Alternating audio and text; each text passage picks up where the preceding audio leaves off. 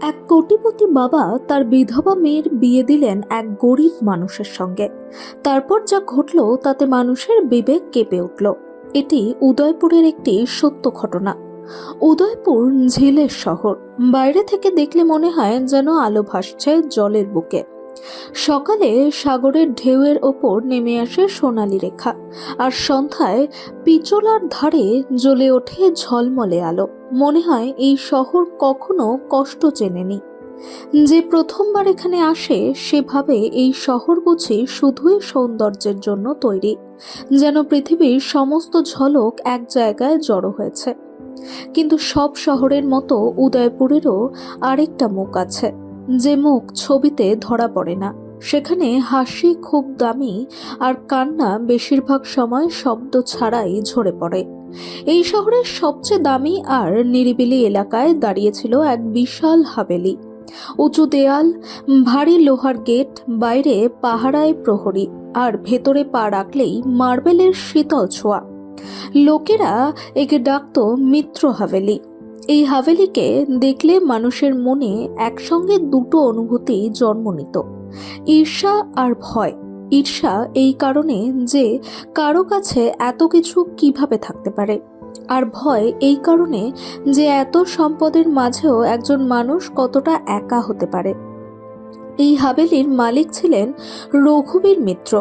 উদয়পুরের ব্যবসায়িক দুনিয়ায় তার নাম ছিল একখানা সইয়ের মতো, যেখানে পড়ে সেখানেই কাজ হয়ে যায়। লোকেরা বলতো, মিত্রবাবু যেটায় হাত দেন সেটাই সোনা হয়ে যায়। হোটেল, কারখানা, রিয়েল এস্টেট, বিনিয়োগ সবখানেই তার প্রভাব। সংবাদপত্রে তার সাফল্যের প্রশংসা ছাপা হতো। বড় বড় মঞ্চে তার আসন থাকতো সামনের সারিতে। নেতারা তার কাঁধে হাত রেখে ছবি তুলতে গর্ববোধ করত। বাইরের দুনিয়ায় রঘুবীর ছিলেন কঠোর, সফল আর আত্মবিশ্বাসী মানুষ। কিন্তু হাভেলির ভেতরে ঢুকলেই সেই মানুষটাই ধীরে ধীরে চুপ করে যেতেন।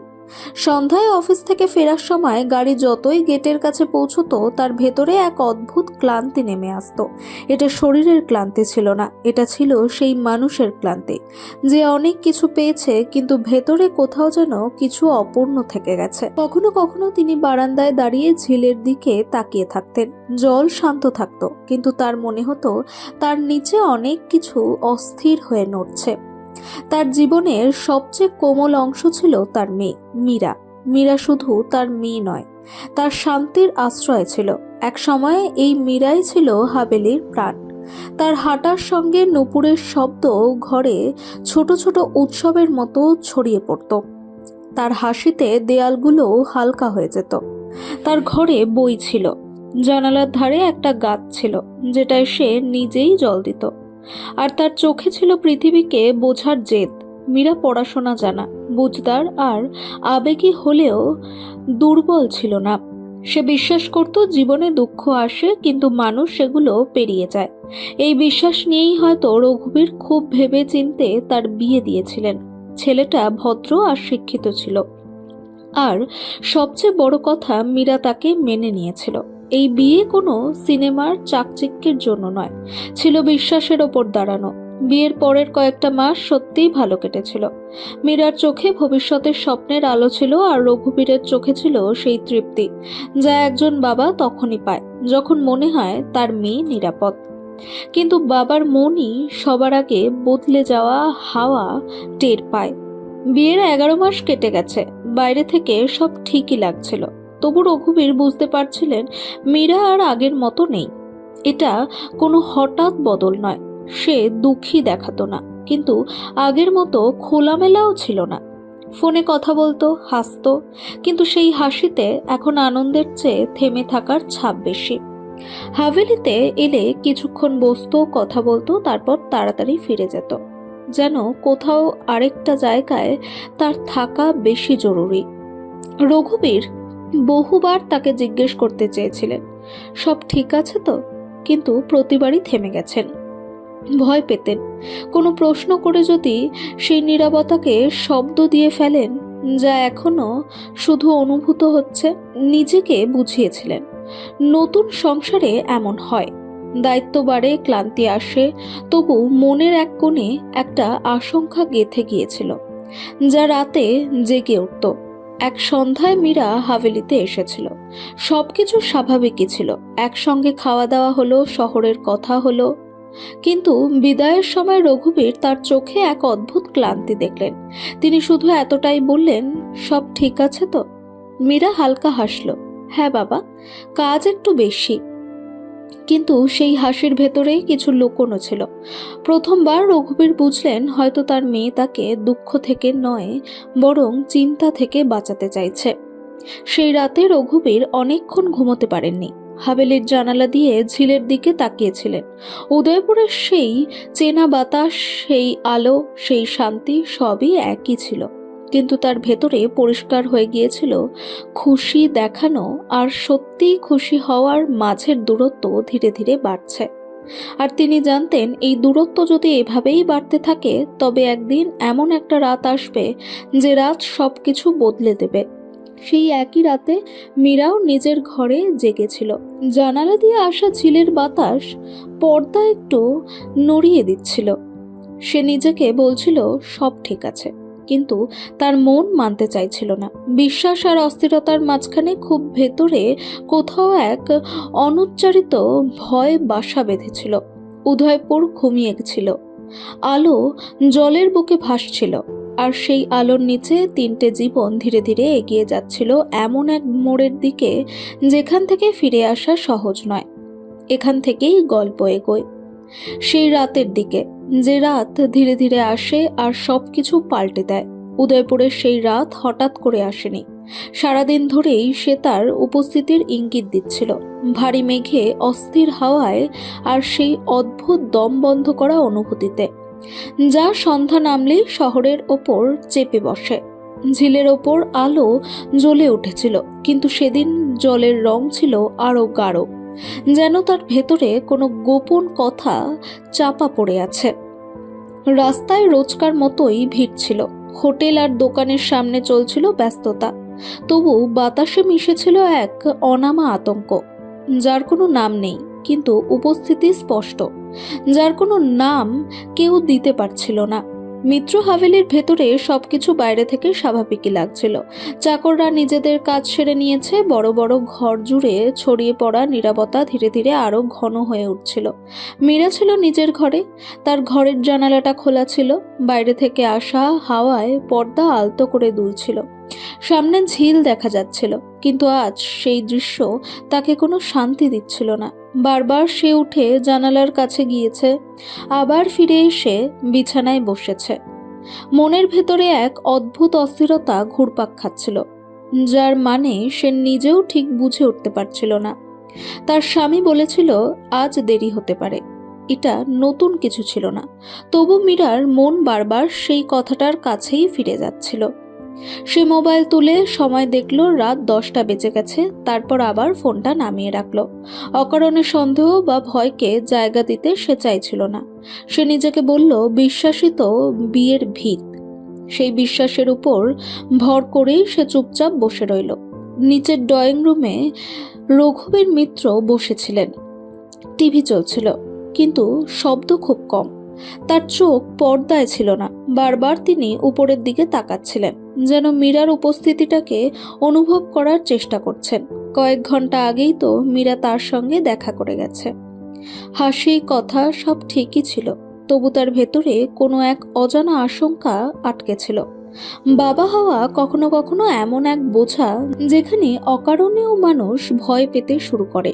রঘুবীর ভাবলেন উপরে গিয়ে মীরাকে জিজ্ঞেস করবেন সব ঠিক আছে তো, কিন্তু আবার থেমে গেলেন। তিনি নিজেকে বোঝালেন প্রত্যেক অস্থিরতাকে প্রশ্ন দিয়ে ভাঙতে নেই। কখনো কখনো প্রশ্ন করলেই সেই ভয়টা সত্যি হয়ে যায়, যেটা এখনো শুধু অনুভব করা যাচ্ছে। তিনি সোফায় বসেই রইলেন, কিন্তু মনটা কোথাও যেন ছুটে বেড়াচ্ছিল। রাত আরো গাঢ় হয়ে উঠল, বাইরে হালকা বৃষ্টি শুরু হয়েছে। রাস্তার আলো ভেজা মাটিতে পড়ে ছড়িয়ে গিয়ে ভেঙে যাচ্ছিল। মীরা আবার একবার মোবাইল তুলে নিল আর নিজের স্বামীকে ফোন করলো। রিং গেল, কিন্তু ফোন ধরা হলো না। দ্বিতীয়বার চেষ্টা করলো, প্রতিবারই সেই একই শূন্যতা। এবার তার ভেতরের অস্থিরতা ধীরে ধীরে ভয়ে রূপ নিতে লাগলো। সে নিজেকে বোঝালো হয়তো মিটিংয়ে আছে, কিন্তু তার হৃদয়ে ইতিমধ্যেই কোনো অজানা বিপদের গন্ধ পেয়ে গেছে। প্রায় রাত 11টা নাগাদ ফোনটা বেজে উঠল। শব্দটা খুব জোরে ছিল না, কিন্তু হাভেলির নিস্তব্ধতার ভেতর সেটা যেন এক সতর্ক বার্তার মতো বাজল। মীরা স্ক্রিনের দিকে তাকালো। নাম্বারটা অচেনা। কয়েক সেকেন্ড সে শুধু তাকিয়েই রইল, তারপর ধীরে ফোনটা কানে তুলল। ওপাশে প্রথম কয়েক সেকেন্ড শুধু কোলাহল শোনা গেল, তারপর এক ভাঙা ভাঙা কণ্ঠ ভেসে এলো। শব্দগুলো স্পষ্ট ছিল না, শুধু এটুকুই বোঝা গেল রাস্তায় একটা দুর্ঘটনা হয়েছে। গাড়ির গতি খুব বেশি ছিল, আহতকে হাসপাতালে নিয়ে যাওয়া হচ্ছে। মীরা কিছু বলল না। তার হাত থেকে ফোনটা ফসকে মেঝেতে পড়ে গেল। সে কয়েক মুহূর্ত সেভাবেই দাঁড়িয়ে রইল, যেন তার শরীর নির্দেশ মানতে অস্বীকার করেছে। তার শ্বাস চলছিল, কিন্তু মাথার ভেতরটা ফাঁকা হয়ে গিয়েছিল। তারপর সে না দৌড়ে না চিৎকার করে সিঁড়ির দিকে এগোলো।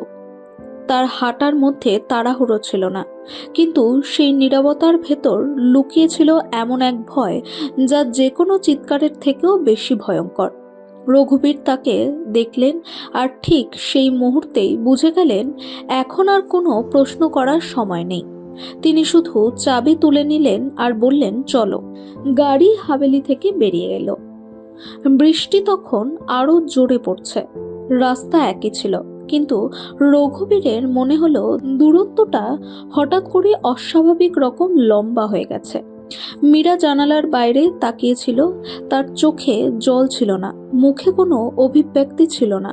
এই দৃশ্য দেখে রঘুবীরের ভেতরে কিছু একটা ধসে পড়ল। তিনি জানতেন এটা কান্না নয়, এটা তার থেকেও অনেক বেশি ভয়ঙ্কর কিছু। দূর থেকেই হাসপাতালের এমার্জেন্সি লাইট চোখে পড়ল। ভেতরে ঢুকেই সেই পরিচিত দৃশ্য, দৌড়তে থাকা মানুষ, স্ট্রেচার, যন্ত্রের শব্দ, ডাক্তারদের তড়িঘড়ি কথা। কিন্তু সেদিন রাতটা মীরার কাছে যেন অন্য কোনো দুনিয়ার ব্যাপার ছিল। সে একটা চেয়ারে বসে সামনের দিকে ফাঁকা দৃষ্টিতে তাকিয়ে রইল। সময় গড়াতে লাগলো। মিনিটগুলো ঘন্টার মতো ভারী হয়ে উঠল। প্রতিটা পলকের সঙ্গে সঙ্গে বাতাস আরো ঘন হচ্ছিল। তারপর ডাক্তার বাইরে এলেন। রঘুবীর তার মুখের দিকে তাকালেন, আর সেখানেই পড়ে ফেললেন সেই কথা যেটা কোনো বাবা কখনো পড়তে চায় না। ডাক্তার খুব সাধারণ ভাষায় বললেন, অনেক চেষ্টা করা হয়েছে, কিন্তু বাঁচানো যায়নি। ওই বাক্যটা মীরার কানে ঢোকেনি। ওটা সোজা তার ভেতরের কোথাও গিয়ে ভেঙে চুরমার হয়ে গেল। সেই মুহূর্তেই মীরা বিধবা হয়ে গেল, কিন্তু কেউ তাকে জিজ্ঞেস করল না সে এখনো একজন মানুষ কিনা। মীরা কাঁদেনি, সে মাটিতে লুটিয়ে পড়েনি। সে শুধু বসেছিল, যেন তার ভেতরের সমস্ত শব্দ কেউ একসঙ্গে বন্ধ করে দিয়েছে। রঘুবীর ঠিক সেই সময় বুঝে গিয়েছিলেন তার মেয়ের সঙ্গে যা ঘটেছে তা কোনো সাধারণ দুঃখ নয়। এ এমন এক দুঃখ যা মানুষকে বাঁচিয়ে রেখেই ভিতর থেকে ফাঁকা করে দেয়। পরদিন হাভেলি লোকে ভরে উঠল। আত্মীয় এলো, পরিচিত এলো, সমবেদনা নিয়ে এলো অসংখ্য মানুষ। সবারই বলার মতো কিছু না কিছু ছিল। কেউ বলল সে এখনো তরুণ, জীবন শেষ হয়ে যায়নি। কেউ আবার যোগ করল সন্তান নেই, তাই সামনে এগোনো সহজ হবে। কিন্তু কেউ জিজ্ঞেস করল না মীরা আদেও এগোতে চায় কিনা। মীরা সব কথা শুনছিল, কিন্তু শব্দগুলো যেন তার ভেতরে পৌঁছচ্ছিল না। সে সকালে উঠে খেত, লোকজনের সঙ্গে কথা বলতো। ধীরে ধীরে সে নিজেকে নিজের ঘরের মধ্যেই আটকে ফেলল। পর্দাগুলো বেশিরভাগ সময় আধখানা টানা থাকতো। বাইরে রোদ আসতো, কিন্তু ঘরের ভেতর পর্যন্ত পৌঁছতো না। জানালার পাশে রাখা গাছটা আগের মতোই ছিল, কিন্তু এখন আর তার হাতে জল দেওয়ার শক্তি উঠত না। রঘুবীর প্রতিদিন মেয়েকে দেখতেন, আর প্রতিদিন একটু একটু করে ভয় পেতেন। লক্ষ কোটি টাকার চুক্তি করা মানুষ নিজের মেয়ের মুখে হাসি ফোটাতে পারছিল না। রাতে প্রায় তিনি মীরার ঘরের দরজার সামনে থেমে যেতেন। দরজা বন্ধ থাকত, ভেতরে খুব মৃদু আলো জ্বলত। টোকা দেওয়ার জন্য তার আঙ্গুল উঠত, আবার থেমে যেত। তিনি বুঝতে পারতেন না ভেতরে গিয়ে ঠিক কি বলবেন। উদয়পুর আবার তার ঝিল আর আলোয় ডুবে গিয়েছিল। বাইরে থেকে দেখলে সবকিছু আগের মতোই ছিল, কিন্তু রঘুবীর জানতেন এটা শুধু একটা শেষ নয়, এটা এক দীর্ঘ কঠিন যাত্রার শুরু। আর ঠিক এই শহরেরই এই একই সময়ে কোথাও এক মন্দিরের সিঁড়িতে বসে আরও একজন মানুষও ঠিক একইভাবে ভেঙে পড়েছিল, যার গল্প আর মীরার গল্প আলাদা নয়। অনিরুদ্ধ কখনো ভিখারি ছিল না। আজ যদি কেউ তাকে জিজ্ঞেস করে তবে হয়তো সে নিজেও পুরো নিশ্চিত হয়ে উত্তর দিতে পারবে না, কারণ মানুষ যখন দীর্ঘদিন ভাঙনের ভেতর বেঁচে থাকে তখন তার পুরো জীবন নিজের নয়, কারোর অন্যের গল্প বলে মনে হয়। কিন্তু এক সময় ছিল যখন অনিরুদ্ধ এই উদয়পুর শহরের সাধারণ গলিতে প্রতিদিন সকালে উঠত, কাজে যেত, আর সন্ধ্যায় বাড়ি ফেরার পথে ভাবত জীবন খুব বড় না হলেও এটা তার নিজের। তার বাড়ি ছিল পুরনো উদয়পুরের এক সাদামাটা পাড়ায়। সেখানে প্রতিদিন সন্ধ্যায় মায়ের কণ্ঠে থাকত সেই চেনা স্নেহ, যার মধ্যে চিন্তাও ছিল আবার শান্তিও ছিল। বাবা সরকারি দপ্তরে ছোটখাটো চাকরি করতেন, আয় সীমিত ছিল, কিন্তু ঘরে কখনো এমন অনুভব হয়নি খুব কিছুর অভাব আছে। সম্মান ছিল, সম্পর্ক ছিল, আর সবচেয়ে বড় কথা একজন আরেকজনের জন্য সময় ছিল। অনিরুদ্ধ পড়াশোনায় মন্দ ছিল না, সে সেই ধরনের ছেলে ছিল না যারা বড় বড় স্বপ্নের ঘোষণা দেয়, কিন্তু সে তাদের মধ্যে ছিল যারা চুপচাপ নিজের ভেতরেই একটা সাদামাটা সুখী জীবনের কল্পনা করে। কলেজ শেষ হতে না হতেই তার চাকরি হয়ে গেল। খুব বড় কোনো পদ নয়, কিন্তু সংসার চালানোর মতো যথেষ্ট। সেই সময় তার বিয়ে হয় নন্দিনীর সঙ্গে। নন্দিনী ছিল হাসি খুশি, তার হাসিতে এমন এক উষ্ণতা ছিল যা ক্লান্ত মানুষকেও বাড়ি ফিরতে বাধ্য করে। অনিরুদ্ধ কাজ থেকে ফিরলেন নন্দিনীর কণ্ঠেই সে সেই শান্তি পেত যা সারাদিনের ক্লান্তি নামিয়ে দিত। কয়েক বছরের মধ্যেই তাদের ঘরে এলো এক সন্তান, খুব ছোট, খুব নরম। অনিরুদ্ধের কাছে সেই শিশুই হয়ে উঠল তার পুরো দুনিয়া। কাজ থেকে ফিরেই সে প্রথমে ছেলেকে কোলে নিত আর অনেকক্ষণ ধরে তাকিয়ে থাকত, যেন বিশ্বাসই করতে পারছে না জীবন তাকে এত কিছু দিয়ে দিয়েছে। তার মনে হতে লাগলো জীবনের সঙ্গে যতটা লড়াই করার ছিল সে তা করে ফেলেছে। এখন যা বাকি আছে সবটাই বুঝি সুখ, কিন্তু জীবন কখনো এত সোজা পথে চলে না। হঠাৎ করে নন্দিনীর শরীর খারাপ হতে শুরু করলো। প্রথমে সবাই বলল ক্লান্তি, দুর্বলতা। তারপর ডাক্তার বদলালো, পরীক্ষা বাড়লো, রিপোর্ট বদলাতে লাগলো, আর শেষে এসে পড়লো সেই শব্দটা যেটা শুনে সব মানুষই ভয় পায়। রোগটা দীর্ঘমেয়াদী আর চিকিৎসা ভীষণ ব্যয়বহুল। অনিরুদ্ধ এক মুহূর্তও ভাবেনি যেটুকু সঞ্চয় ছিল সবটাই চলে গেল চিকিৎসায়। নন্দিনীর গয়না বিক্রি হলো, বাড়ি বন্ধক রাখতে হলো, আত্মীয়দের কাছে সাহায্য চাওয়া হলো। কেউ এগিয়ে এলো, কেউ আবার ধীরে ধীরে দূরে সরে গেল। হাসপাতালের করিডোর, ওষুধের গন্ধ, রাতের পর রাত জেগে থাকা, এসবই অনিরুদ্ধের জীবনের অংশ হয়ে উঠল। কিন্তু রোগ দয়া দেখালো না, আর নন্দিনীও বাঁচল না। যেদিন নন্দিনী মারা গেল সেদিন অনিরুদ্ধ প্রথমবার সত্যিই ভেঙে পড়ল। সে কাঁদতে চেয়েছিল, কিন্তু চোখ দিয়ে জল বেরোল না। সে নিজের ছেলেকে বুকের মধ্যে জড়িয়ে ধরল আর অনেকক্ষণ সেভাবেই বসে রইল। তার মনে হলো এখন তার কাছে এই শিশুটাই সব, এই একটাই তার বেঁচে থাকার কারণ। সে নিজের সঙ্গে নিজে প্রতিজ্ঞা করল, যাই হোক এই শিশুটাকে সে কখনো একা ছাড়বে না। কিন্তু হয়তো সময়ের অন্যরকম ইচ্ছে ছিল। কয়েক মাস পর আরেকটা দুর্ঘটনা ঘটল। অনিরুদ্ধ ছেলেকে ডাক্তারের কাছে নিয়ে যাচ্ছিল। উদয়পুরের রাস্তা সেদিনও আগের মতোই ছিল। হঠাৎ এক দ্রুতগতির গাড়ি ছুটে এলো। সবকিছু চোখের পলকে ঘটে গেল। লোকজন দৌড়ে এলো, চিৎকার উঠল, কেউ গাড়ি থামানোর চেষ্টা করলো, কিন্তু যখন অনিরুদ্ধ নিজের হাত খুলল সেগুলো ফাঁকা ছিল। যে শিশুটাকে সে নিজের শেষ আশ্রয় ভেবেছিল সেও চলে গেল। সেদিনের পর অনিরুদ্ধের ভেতরে কিছু একটা সম্পূর্ণ মরে গেল। মানুষ বলে মানুষ সবকিছু সহ্য করতে পারে, কিন্তু সত্যিটা হলো প্রত্যেক মানুষের সহ্য করার একটা সীমা থাকে। সেই সীমা ভেঙে গেলে মানুষ আর থাকে না, শুধু তার শরীরটা চলতে থাকে। অনিরুদ্ধ চাকরি ছেড়ে দিল।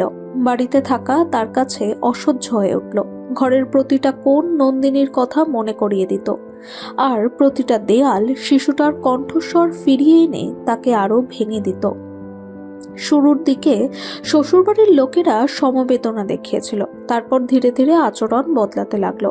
কেউ মুখে কিছু বলেনি, কিন্তু সবই স্পষ্ট হয়ে যাচ্ছিল এবার সে বোঝা। সম্পর্ক অনেক সময় দুঃখে নয়, দুঃখের পর ভেঙে যায়।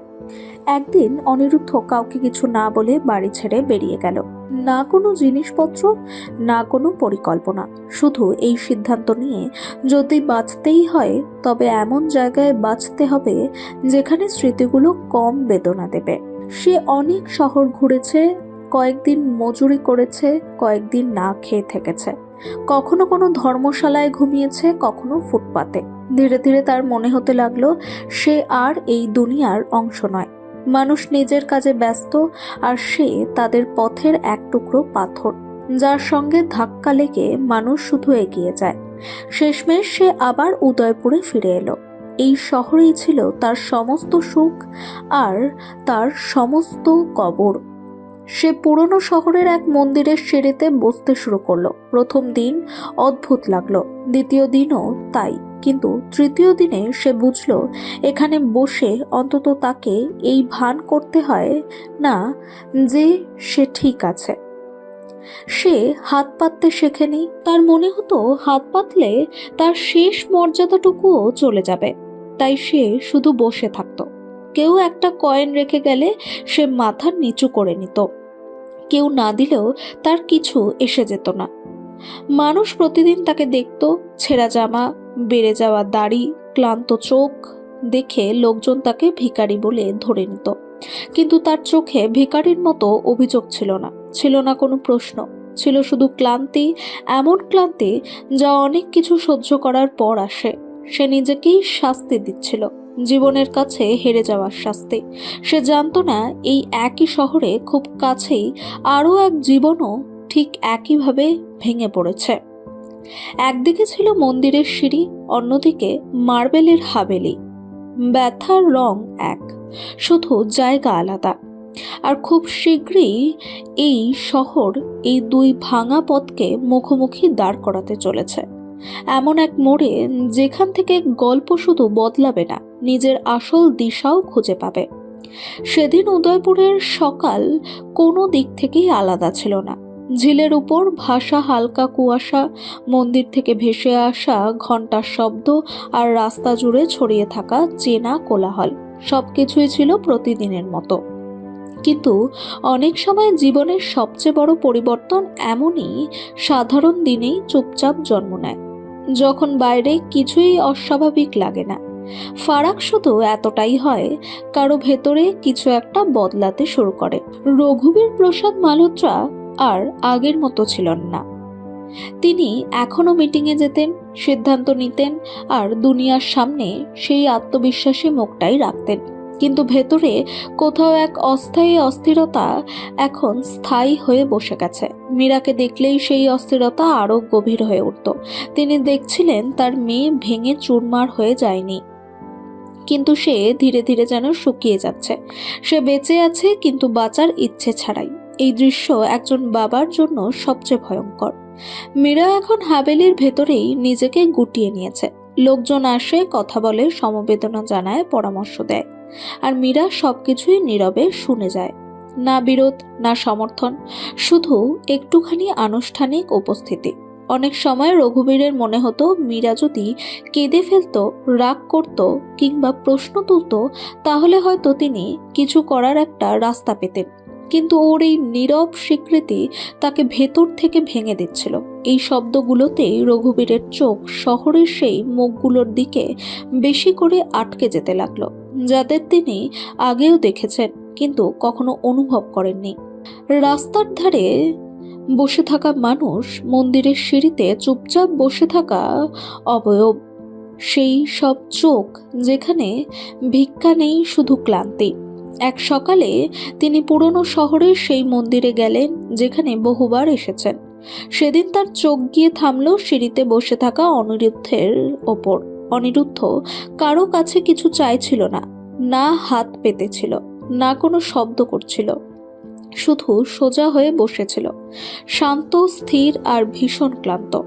কেউ যদি একটা কয়েন রেখে যেত, সে মাথা ঝুঁকিয়ে নিত, যেন ধন্যবাদ দেওয়াটাও তার কাছে জরুরি নয়। তার এই নীরবতা রঘুবীরকে ভেতর পর্যন্ত ছুঁয়ে গেল। তার মনে হলো লোকটা পড়ে যায়নি, শুধু অনেক দিন ধরে ওঠেনি। রঘুবীর ড্রাইভারকে বললেন তাকে কাছে ডাকতে। অনিরুদ্ধ উঠে এসে সামনে দাঁড়ালো। না মাথা নোয়ালো, না শক্ত হয়ে দাঁড়ালো, শুধু সামনে দাঁড়িয়ে রইল। নাম? রঘুবীর জিজ্ঞেস করলেন। অনিরুদ্ধ কিছুক্ষণ চুপ করে রইল, তারপর বলল, এক সময় ছিল, এখন মনে নেই। এই উত্তরটা রঘুবীরের ভেতরে অনেক গভীরে নেমে এলো। নাম ভুলে যাওয়া শুধু স্মৃতি হারানো নয়, এটা নিজের পরিচয় মুছে যাওয়া। রঘুবীর পকেটে হাত ঢোকালেন, তারপর থেমে গেলেন। তিনি টাকা দিলেন না, শুধু মানুষটাকে গভীরভাবে দেখলেন, যেন ভাঙা আয়নায় নিজেরই একটা অংশ খুঁজে দেখছেন। সেদিন রঘুবীর কিছু না বলেই ফিরে এলেন, কিন্তু অনিরুদ্ধ ফিরে এলো তার সঙ্গে। রঘুবীরের চিন্তার ভেতর। সেই রাতে রঘুবীর অনেকক্ষণ ঘুমোতে পারলেন না। বারবার তার মনে পড়ছিল মীরার মুখ, একই রকম শান্ত, একই রকম ফাঁকা। প্রথমবার তিনি স্পষ্টভাবে অনুভব করলেন দুঃখের চেহারা আসলে একটাই, পার্থক্য শুধু এতটুকু, কেউ সেটা মার্বেলের দেওয়ালের ভেতরে বাঁচে, আর কেউ মন্দিরের সিঁড়িতে। পরের কয়েক সপ্তাহে রঘুবীর কোনো বড় সিদ্ধান্ত নিলেন না। না অনিরুদ্ধকে বাড়িতে ডাকলেন, না মীরার সঙ্গে কোনো কথা তুললেন, শুধু অপেক্ষা করলেন। ইচ্ছে করেই সময়কে মাঝখানে আসতে দিলেন। এই সময়ে তিনি মীরাকে আরো মন দিয়ে দেখতে লাগলেন। কখনো সে জানালার পাশে দাঁড়িয়ে ঝিলের দিকে তাকিয়ে থাকতো, কখনো বই না খুলেই পাতা উল্টাতো। একদিন সে নিজেই বলল, পাপা, সবাই বলে সময় সব ঠিক করে দেয়, কিন্তু সময় তো শুধু কেটে যায়, ঠিক করে অন্য কিছু। সেই রাতে রঘুবীর প্রথমবার নিজের কাছে সোজা প্রশ্ন রাখলেন, তিনি কি সত্যিই মীরার জন্য ঠিকটা করতে পেরেছেন? তিনি কি তাকে নিরাপদ রেখেছেন, নাকি শুধু সামাজিকভাবে সন্তুষ্ট হয়েছেন? তার মনে হলো হয়তো এখন তার ভূমিকা শুধু একজন বাবার নয়, এবার তাকে একজন মানুষ হিসেবেও ভাবতে হবে। অন্যদিকে অনিরুদ্ধের দিনগুলো একরকমই কাটছিল। মন্দিরের সিঁড়ি, ভিড়, কয়েনের ঝংকার সবই পরিচিত হয়ে উঠেছিল, কিন্তু ভেতরে কোথাও একটা হালকা আগুনের ফুলকি তখনও জ্বলছিল। হয়তো এই কারণে যে পুরোপুরি হাল ছেড়ে দেওয়ার আগে সে অনেক কিছু সহ্য করেছে। সে নিজেকে ভিখারি বলে মানতে রাজি ছিল না, আর এই কথাটাই তাকে পুরোপুরি ভেঙে পড়তে দেয়নি। এক সন্ধ্যায় রঘুবীর আবার মন্দিরে এলেন। এবার তিনি অনিরুদ্ধকে শুধু এতটুকুই বললেন, যদি সে চায় তবে কিছুদিনের জন্য শহরে একটা ঘর আর একটা কাজের ব্যবস্থা করা যেতে পারে। কোনো দয়া নয়, কোনো শর্ত নয়, শুধু একটা সুযোগ। অনিরুদ্ধ প্রথমবার সোজা চোখে তার দিকে তাকালো। তার চোখে ভয় ছিল, কিন্তু ভয়ের চেয়েও বেশি ছিল ক্লান্তি। সে বলল, সে দয়া চায় না, তবে যদি এই সুযোগটা তাকে আবার একজন মানুষ হয়ে উঠতে সাহায্য করে, তাহলে সে চেষ্টা করবে। এটা কোনো সিদ্ধান্ত ছিল না, এটা ছিল কেবল একটা শুরু। মীরাকে এই ব্যাপারে জানানো হয়েছিল তখনই, যখন সবকিছু এখনো চূড়ান্ত নয়। সে কোনো প্রতিক্রিয়া দেয়নি, না, হ্যাঁ, না, না, শুধু জিজ্ঞেস করেছিল, পাপা, আপনি এটা কেন করছেন? অনেকক্ষণ পর রঘুবীর উত্তর দিয়েছিলেন, কারণ আমি যদি কিছুই না করতে পারি, তাহলে আমরা তিনজনেই ধীরে ধীরে শেষ হয়ে যাব। সেই রাতে মীরা অনেকক্ষণ জেগেছিল। প্রথমবার সে অনুভব করলো হয়তো জীবন তাকে একটা নতুন মোড়ের দিকে নিয়ে যাচ্ছে। সেই মোড়টা ভয়ঙ্কর ছিল, অচেনা ছিল, কিন্তু পুরোপুরি ফাঁকা ছিল না। আর শহরের আরেক প্রান্তে ঠিক সেই একই মোড়ে দাঁড়িয়েছিল আরেকজন মানুষ, কিছু না চেয়ে, কোনো আশা না রেখে, শুধু সময়ের ওপর ভরসা করে। এই গল্প আর কোনো সিদ্ধান্তের গল্প ছিল না, এই গল্প ছিল সেই সময়ে যে নিঃশব্দে নিজের কাজ করে যায়। উদয়পুরের সকাল বরাবরই শান্ত, কিন্তু সেদিনের শান্তিটা যেন আলাদা ছিল, ঝিলের ওপর হালকা কুয়াশা ভেসেছিল, যেন রাত তার সব প্রশ্ন জলে রেখে চলে গেছে। সূর্য খুব তীব্র ছিল না, আকাশেও কোনো নাটকীয় রং ছিল না। সবকিছু ছিল একেবারে সাধারণ, আর হয়তো এই সাধারণতাই ছিল সেদিনের সবচেয়ে বড় সত্য। জীবন প্রায়ই সবচেয়ে বড় সিদ্ধান্তগুলো শোরগোলের মধ্যে নয়, নীরবতার মধ্যেই করিয়ে নেয়। অনিরুদ্ধ আর মন্দিরের সিঁড়িতে বসে থাকতো না। শহরের উপকণ্ঠে একটা ছোট গুদামই এখন তার জগৎ। সকালে সময় মতো ওঠা, কাজে যাওয়া, ভারী বস্তা তোলা, ধুলো আর ঘামের ভেতর দিন কাটানো, এসব তার কাছে নতুন কিছু ছিল না।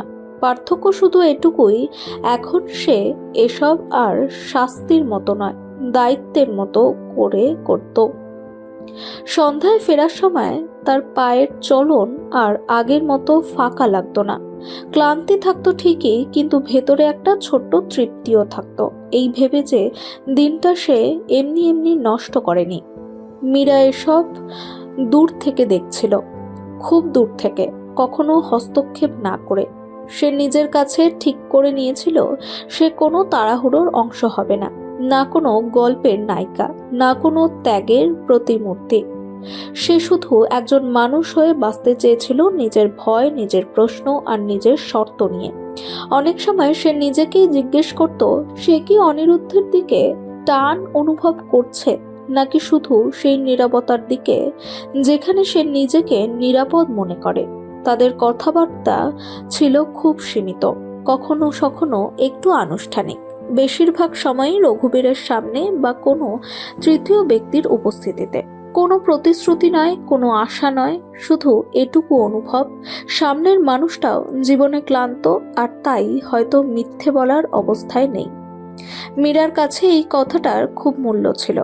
এখন সে সেই সব মানুষকে ভয় পেত যারা খুব বেশি আশ্বাস দেয়। রঘুবীর দুজনকেই দেখতেন নীরবে, হস্তক্ষেপ না করে। তিনি নিজের সঙ্গে একটা প্রতিশ্রুতি করেছিলেন, এইবার তিনি কোনো সিদ্ধান্ত চাপিয়ে দেবেন না।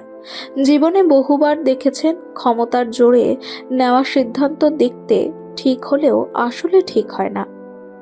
এইবার তিনি শুধু এটুকুই চাইছিলেন, মীরা যদি কিছু বেছে নেয় সেটা যেন তার নিজের পছন্দের হয়, তার নয়। এক সন্ধ্যায় মীরা প্রথমবার নিজে অনিরুদ্ধের সঙ্গে পরিষ্কার কথা বলল। কোনো আবেগঘন পরিবেশ ছিল না, না চোখের জল, না অভিযোগ। খুব সরাসরি ভাষায় সে বলল, সে কোনো দয়া বা নির্ভরতার ওপর দাঁড়ানো জীবন চায় না। যদি কখনো তারা একসঙ্গে হাঁটে, তাহলে সেটা হবে সমতার পথে। অনিরুদ্ধ কোনো তাড়াহুড়ো না করে উত্তর দিয়েছিল।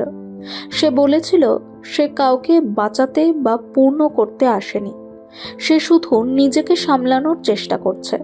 আর যদি এই চেষ্টায় কেউ বোঝা হয়ে যায়, তাহলে সে নিজেই সরে যাবে। এই কথোপকথনের পর অনেক দিন কিছুই হয়নি, না কোনো সিদ্ধান্ত, না কোনো ঘোষণা, কিন্তু ভেতরে কোথাও কিছু একটা স্থির হতে শুরু করেছিল। বিশ্বাস নয়, শুধু এক ধরনের স্বাভাবিকতা, যেন দুজন মানুষ একই রাস্তায় কিছুটা পথ একসঙ্গে হাঁটছে, গন্তব্য এক কিনা সেটা ঠিক না করেই।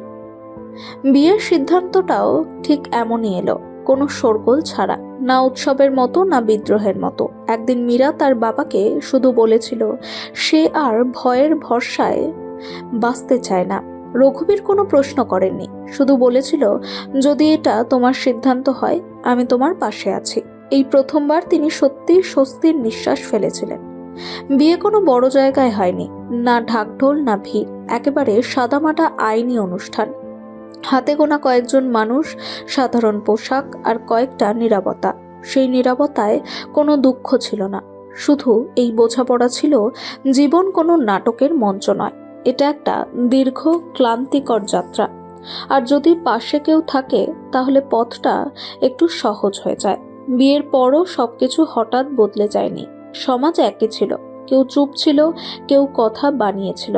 শুধু পার্থক্য এটুকুই, এখন মীরা আর সেই কথাগুলো থেকে পালাতো না। অনিরুদ্ধ আগের মতোই কাজে যেত, একই পরিশ্রম, একই ঘাম, কিন্তু এখন সন্ধ্যায় ফিরে আসার সময় তার বলার মতো কেউ ছিল। প্রতিদিন কথা হতেই হবে এমন নয়, শুধু এটুকু জানা যে একাকিত্ব আর সম্পূর্ণ নয়। এক সন্ধ্যায় সেই একই মন্দিরের বাইরে, যেখানে একসময় অনিরুদ্ধ ভেঙে বসেছিল, একটা ছোট্ট ভান্ডারার আয়োজন হয়েছিল। মানুষ খাচ্ছিল, কথা বলছিল। মীরা আর অনিরুদ্ধ সেখানেই দাঁড়িয়েছিল একসঙ্গে, কিন্তু আলাদা পরিচয় নিয়ে। কেউ তাদের কোনো নাম দেয়নি, না ভিখারি না বিধবা, শুধু দুজন মানুষ। কিছুটা দূরে দাঁড়িয়ে রঘুবীর সব দেখছিলেন। তার মুখে তৃপ্তি ছিল, কোনো জয়ের নয়, বরং এই তৃপ্তি যে এইবার তিনি শক্তি নয় বুদ্ধির ব্যবহার করেছেন। তার মেয়ে বেঁচে ছিল, শুধু শ্বাসে নয়, মনেও। আর হয়তো এটাই একজন বাবার সবচেয়ে বড় সাফল্য। উদয়পুরের ঝিলের ওপর সেদিন সন্ধ্যায় আলো জ্বলে উঠেছিল। জলে সেই আলোর প্রতিবিম্ব ভেঙে আবার জুড়ে যাচ্ছিল, ঠিক যেমন জীবন ভেঙে সামলে আবার নতুন করে বয়ে চলে। বন্ধুরা, যদি আমাদের এই গল্পটি ভালো লেগে থাকে তবে আমাদের ইউটিউব চ্যানেলটি সাবস্ক্রাইব করতে এবং ভিডিওটিতে লাইক দিতে ভুলবেন না। আগামী দিন আরও একটি নতুন এবং আকর্ষণীয় গল্প নিয়ে ফিরে আসব। ধন্যবাদ।